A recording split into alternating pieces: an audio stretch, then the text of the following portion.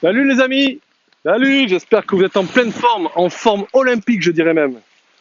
Bon mais voilà, on va mettre en place la deuxième vidéo. Je tenais tout d'abord à vous remercier pour vos encouragements, votre soutien, pour vos précieux conseils aussi. Effectivement, je l'ai regardé plusieurs fois après coup. Elle n'était pas préparée cette vidéo, la première, et ça se voit. ça, ça se voit, le langage corporel, j'ai du mal à fixer l'objectif, je parlais très très vite. Mais encore une fois, j'ai cette fierté d'avoir démarré une nouvelle expérience et c'est que comme ça qu'on s'enrichit, c'est en se lançant, en passant à l'action, uniquement. C'est pas seulement en lisant des livres. Si on met pas les choses en pratique par la suite, ça ne sert pas à grand chose. La connaissance en tant que telle, si elle n'est pas appliquée, elle ne servira à rien. Donc, dans ce deuxième temps, je voulais faire un petit clin d'œil. Je vous montre un petit peu le cadre environnant. Je voulais faire un petit clin d'œil à un ami qui se reconnaîtra, qui m'a donné son avis sur ma première vidéo, qui m'a dit écoute, ta vidéo pour une première, c'est génial. Effectivement, il y a toujours des choses à améliorer, mais écoute, c'est super, le message passe bien, on voit un peu où tu veux nous amener. Par contre, il m'a dit c'est vrai que tu vis en Thaïlande, tu es dans une île paradisiaque, fais-nous profiter plutôt que de nous faire profiter de ton bureau, où on pourrait avoir l'impression que j'habite dans n'importe quelle région française en plein hiver. Fais-nous profiter de ton cadre, de ton paradis, de ton environnement idyllique pour nous inspirer. Et effectivement, cette personne a raison, elle se reconnaîtra. Elle s'appelle Michael. Donc c'est ce que je fais, Michael. Tu vois, pour ma deuxième vidéo, j'avais envie de vous montrer aussi, parce que c'est vrai qu'avant de prétendre vous donner quelques clés, quelques méthodologies pour arriver à prendre sa vie en main, pour arriver à vivre selon ses aspirations, il fallait tout d'abord que je vous montre moi ce qui m'inspire et qui me donne un vrai pourquoi depuis 4 ans. C'est mon environnement paradisiaque. Alors là, c'est vrai qu'on a un peu plus là, on arrive un peu plus à prendre conscience effectivement de la vie que j'ai voulu avoir depuis 4 ans que depuis un bureau comme je l'ai fait pour la première vidéo. Voilà les amis. Alors justement, la vidéo, on pourrait l'intituler celle-ci Pourquoi? Pourquoi? Parce qu'on va voir qu'en fait, tout simplement, pour arriver déjà à avoir la vie, quand on veut accomplir ses rêves, quand on va avoir la vie qu'on a toujours voulu avoir, quand on veut vivre selon ses aspirations, il y a d'abord une condition sine qua non pour ça, les amis. Sine qua non, qu'est-ce que c'est? C'est d'abord de monter à bord d'un véhicule qui va nous permettre de nous amener là où nous le souhaitons. Et ce véhicule, ce puissant moteur, c'est votre pourquoi. C'est votre pourquoi, les amis. Qu'est-ce qu'un pourquoi? Alors, il y a trois forces au pourquoi qui font qu'en fait, c'est des gens qui ont un vrai pourquoi, qui réussissent et qui arrivent à atteindre leurs objectifs. Tout d'abord, c'est un carburant pour se lancer, qui va vous donner vraiment cet élan qui demande beaucoup d'énergie au départ. Ensuite, c'est un levier pour se relever à chaque fois. À chaque fois que vous allez connaître un obstacle, une péripétie, une épreuve, c'est ce pourquoi-là qui va vous permettre de vous relever. Et ensuite, sur le moyen long terme, parce que finalement les résultats, le succès, il s'acquiert sur une vision à moyen long terme, c'est aussi l'énergie qui va vous permettre de ne pas arrêter. Voilà, d'où l'importance d'avoir un pourquoi, encore une fois. Et le pourquoi il est si important, parce qu'il faut savoir que on a à peu près 7,6 milliards d'habitants, et il y a 80% des gens, à peu près statistiquement, qui ne savent pas pourquoi ils se lèvent chaque matin. 80% des gens.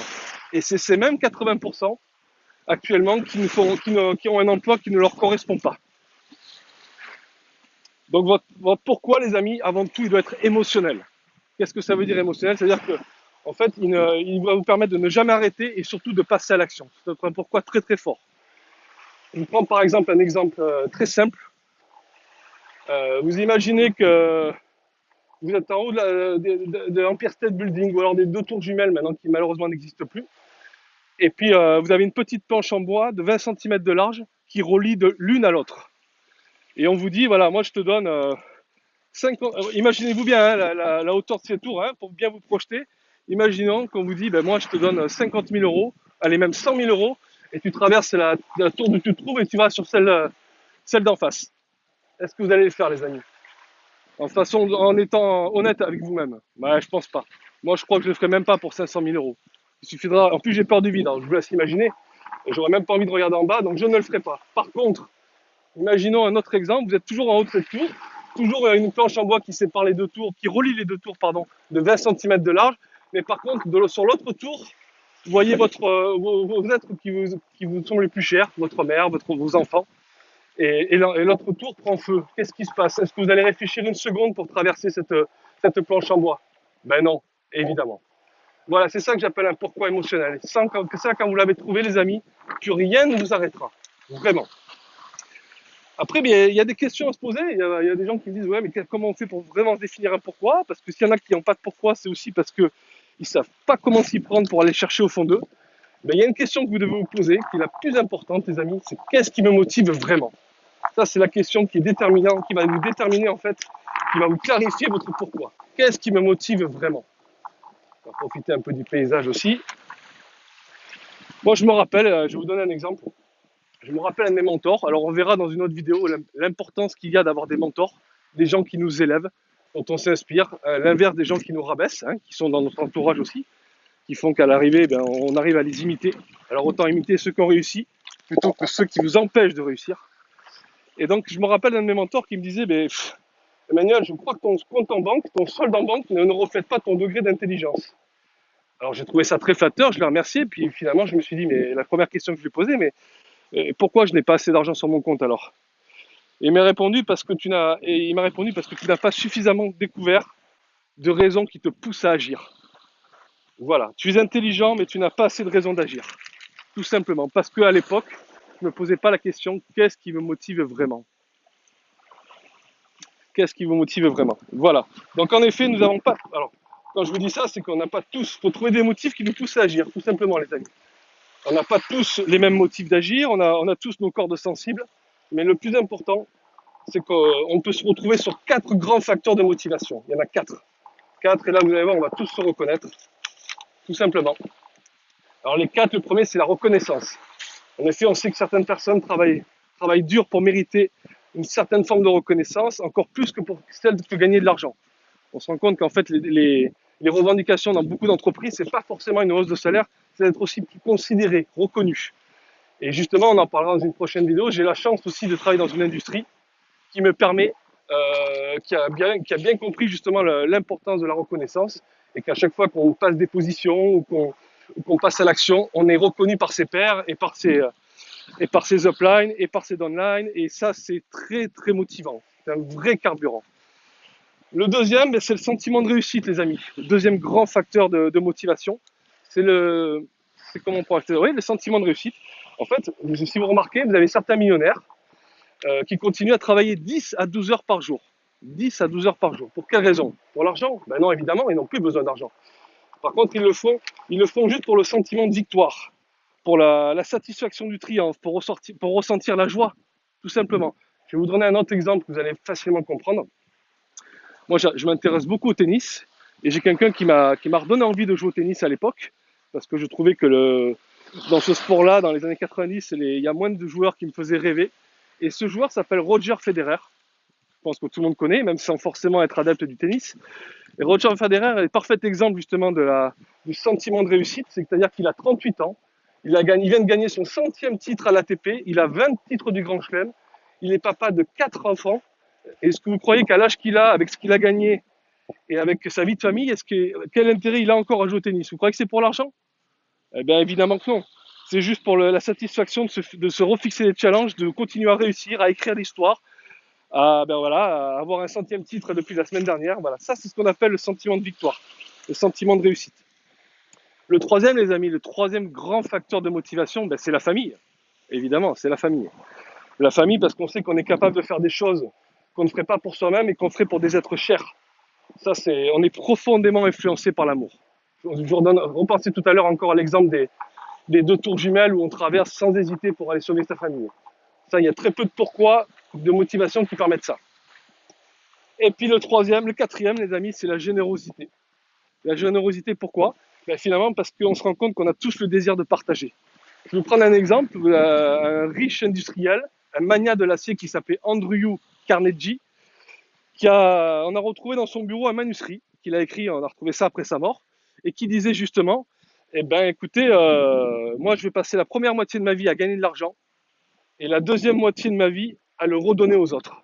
Et c'est exactement ce qui s'est passé. Et si vous regardez bien, tous les gens qui ont de l'argent, comme il faut acquérir une certaine discipline, des aptitudes, et une attitude pour arriver justement à gagner de l'argent, des millions, vous remarquerez que c'est des gens souvent qui ont une excellente attitude. Qu'est-ce qu'ils font? Justement, ils créent des œuvres caritatives. Ils essayent d'aider les plus proches d'entre eux, ou alors même d'aller dans des pays d'Afrique pour essayer de monter des écoles, des hôpitaux.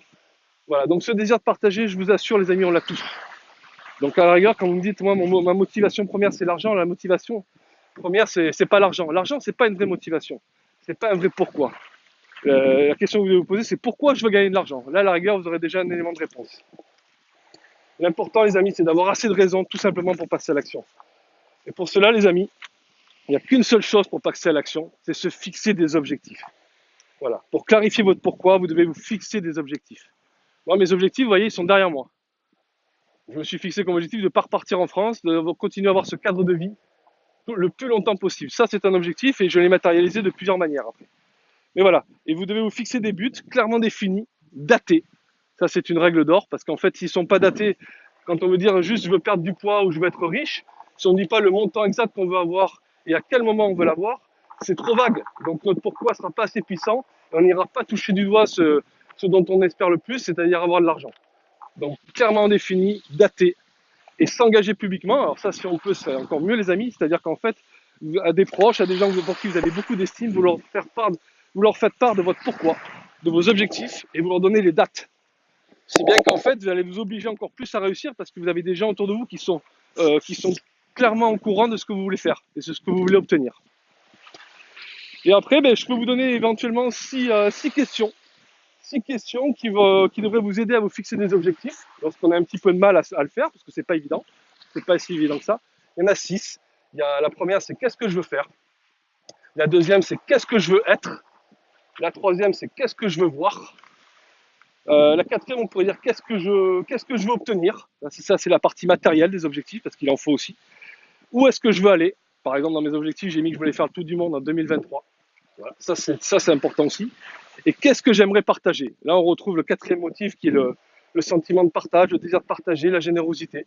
Justement, encore une fois, j'ai mis en 2024 que j'aimerais créer une œuvre caritative. Voilà, ça c'est déjà des questions qui pourront vous aider à clarifier vos objectifs, à les dater. Et pourquoi c'est important de faire tout ça les amis? Parce que finalement la question que vous devez vous poser, la plus essentielle, c'est qu'est-ce que je désire être et obtenir dans les 10 prochaines années. Il faut planifier votre vie sur les 10 prochaines années les amis. En les découpant de nouveau sur plusieurs petites parties à moyen et long terme. Et si vous faites ça, vous avez votre feuille de route, vous avez votre cap à suivre. Et donc vous n'arriverez plus à dériver. Impossible de dériver. Si vous avez un pourquoi assez fort, vous savez où vous voulez aller, vous avez tout ce qu'il faut entre les mains. Donc voilà, l'importance de se planifier la vie sur 10 ans, parce que sinon on va planifier son échec, tout simplement. Et puis je vais vous donner un dernier petit conseil, moi je m'en suis servi en tout cas, qui m'a fait beaucoup de bien, pour vous aider maintenant à quantifier. Vous allez définir en fait 16 objectifs les amis, 16 objectifs les plus importants d'après vous. Alors pour le savoir, il faut donner une description détaillée de ces objectifs, détaillée de ce que vous désirez et surtout pourquoi vous le désirez. Quand vous avez répondu à ces 2 questions, c'est que c'est un objectif de taille, qui a vraiment de la valeur à vos yeux. Et en fait, cet objectif pourquoi, l'idéal c'est que vous arriviez à définir 4 objectifs pour l'année 2019, les 4 que vous arriveriez à atteindre par rapport aux questions que je vous ai suggérées, 4 objectifs dans les 3 prochaines années, ensuite 4 objectifs dans les 5 prochaines années, et enfin, 4 x 4, 16, 4 objectifs qu'est-ce que vous voyez, où vous voyez dans les 10 prochaines années. Si vous découpez ça en 16 objectifs les plus importants de votre vie, à court, moyen et long terme, vous allez voir, ça va être d'une puissance les amis.